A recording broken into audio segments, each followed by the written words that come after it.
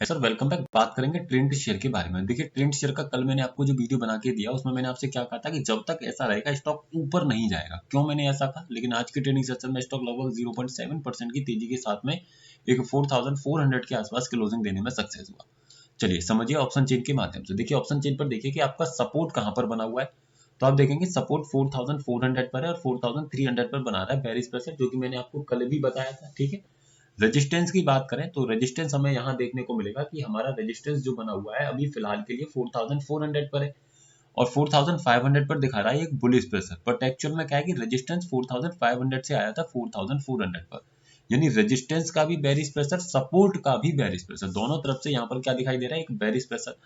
ऐसे केस में अब उस बात ही आती है कि सेलिंग कहाँ से किया जाता है। दो लाइन ही खींचेंगे, एक तो 4500 पर और एक 4400 पर लाइन खींची जाएगी।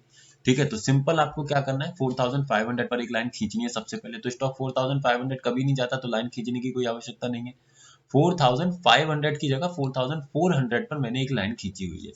आप देखेंगे स्टॉक धीमे धीमे करके ऊपर की तरफ आता है और ऊपर आने के बाद स्टॉक क्या करता है, यहीं कहीं आप देखेंगे कहां पर एक लेवल आया, मैंने यहां पर बनाई अपनी एंट्री।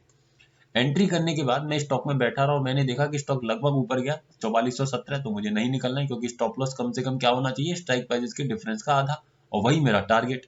मैं बैठा रहा और फिर बच गया यहाँ पर ढाई। ढाई बज गया, 2:30 स्टॉक मेरी कॉस्ट पर खड़ा है। जहां से मैंने बाइंग किया 4400 से, वहीं पर स्टॉक खड़ा है, तो मुझे उसी समय एग्जिट कर जाना है अपनी कॉस्ट पर। क्यों? क्योंकि 2:30 के बाद मुझे स्टॉक में सस्टेन नहीं रहना है, जैसा कि मैं आपसे हमेशा कहने का प्रयास करता हूँ, आपको बताने की कोशिश करता हूँ। तो आपको ये समझ में आया, भले आपने ट्रेड लिया लेकिन आपको क्या करना है, प्रॉपर तरीके से स्ट्रिक्टली अपने लॉसेस को कवर करने के लिए, यानी कि कम करने के लिए जो रूल्स है उनको फॉलो करना है। भले स्टॉक नीचे टूट गया, मुझे इससे मतलब नहीं है, लेकिन मुझे क्या करना है, अपनी कॉस्ट पर एग्जिट करना है अगर 2:30 बज गया है तो। ये समझ में आया। अब यहाँ पर देखिए क्या है परेशानी, क्या परेशानी दिखाई दे रही है। सिर्फ परेशानी इतनी है कि ये सपोर्ट जो है ना नीचे की तरफ, जो कंटिन्यूअसली प्रेशर सा क्रिएट किए हुए बैठा है, कि अगर ये बढ़ता रहा तो कहीं ना कहीं स्टॉक में क्या रहेगा, प्रेशर रहेगा डाउन साइड का। बस इतना ध्यान रखिएगा, रेजिस्टेंस मेरा जो रहे वो भी अगर बेरिश प्रेशर ही क्रिएट किया तो स्टॉक नीचे नहीं जाएगा। अगर सपोर्ट रेजिस्टेंस की तरफ से एक बुलिश प्रेशर लग जाए ना इंट्राडे में, साथ ही मेरा जो सपोर्ट बन जाए वो 4400 या 4500 पर अपने आप में स्ट्रॉन्ग बन जाए, तो फिर इस प्रेशर से कोई भी मतलब नहीं रहेगा। अगर स्टॉक 4400 पर रेजिस्टेंस मेरा, सपोर्ट मेरा स्ट्रॉन्ग बन गया वॉल्यूम के कारण, तो स्टॉक क्या करेगा, इसी लेवल को सिंपल सा बॉटम बना करके ऊपर की तरफ ट्रेवल करते हुए आपको दिख जाएगा।